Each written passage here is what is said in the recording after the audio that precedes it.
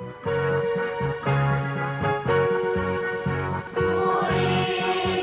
si Kristo, ang manalangin pagkat siya'y karapat-dapat paglingkuran. Purihin ang hari ng kapayapaan.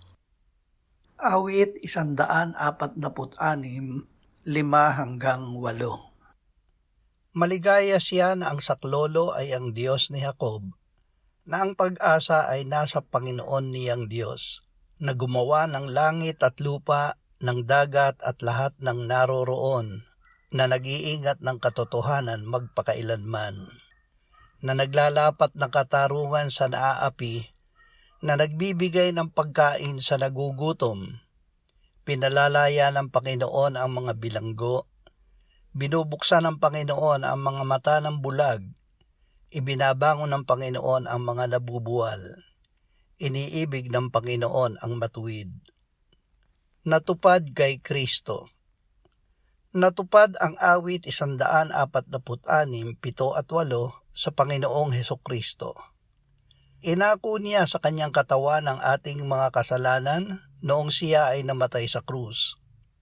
Sa kanyang kamatayan ay binigyang lugod niya ang katarungan ng Diyos. Inialay niya ang kanyang sarili na ating tinapay ng buhay.